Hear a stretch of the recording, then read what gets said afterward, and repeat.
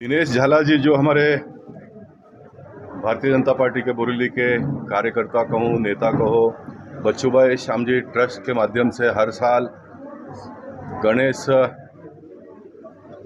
उत्सव के माध्यम से कार्यकर्ताओं को जो अच्छा डेकोरेशन वगैरह करते हैं उनको प्रोत्साहित करने के लिए 21,000, 15,000, 11,000 ऐसा 3 बड़े बड़े प्राइज़ देकर और सम्मानित करते हैं।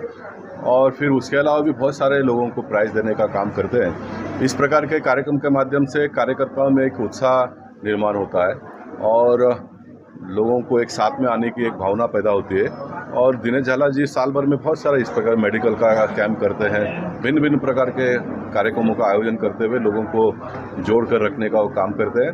इसलिए इतना व्यस्त होते हुए भी मुझे लगता है कि मैंने जाना चाहिए इस प्रकार के कार्यक्रम में, क्योंकि मैं भी जब कार्यकर्ता के रूप में काम करता था तो नेता नहीं आते तो मुझे बड़ा गुस्सा आता था। और मैं आज मानता हूं कि मैं नहीं जाऊंगा तो अभी के कार्यकर्ताओं को गुस्सा आएगा, इसलिए उनको गुस्सा ना आए और मेरे जाने से उनकी स्फूर्ति, उनका उत्साह दुगना होता है। तो मैंने जाना ही चाहिए ऐसा मुझे लगता है, इसलिए मैं आता हूँ, मुझे बड़ी खुशी होती है। सर, गणेशोत्सव स्पर्धा में जो विजेता थे उनको पुरस्कार वितरित किए गए हैं।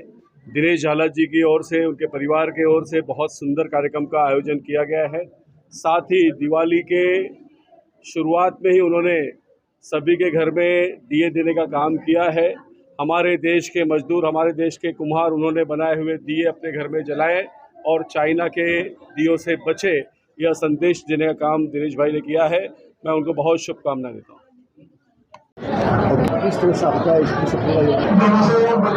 बोरीवली विधानसभा और बच्चूभाई शांति ट्रस्ट की ओर से गणेशोत्सव स्पर्धा का आयोजन किया गया था, जिसका डेकोरेशन, मूर्ति और जिसकी सजावट अच्छी है ऐसे लोग को हम प्राइज देते हैं।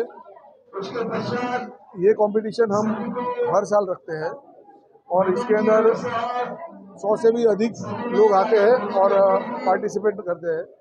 तो इसके अंदर हमने ये जो स्पर्धा रखी थी उसके अंदर पहला प्राइज़ 21,000 रुपया था, दूसरा प्राइज़ 11,000 था और तीसरा प्राइज़ 5,000 था।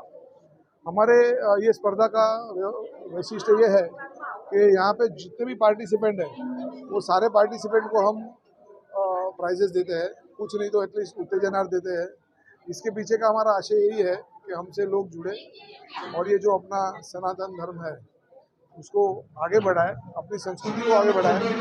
आने वाली जो अपनी पीढ़ी है वो ये सब चीज़ें सीखे और अपने संस्कृति को आगे बढ़ाने का काम करे, वही हेतु ये हमारा इसके अंदर है।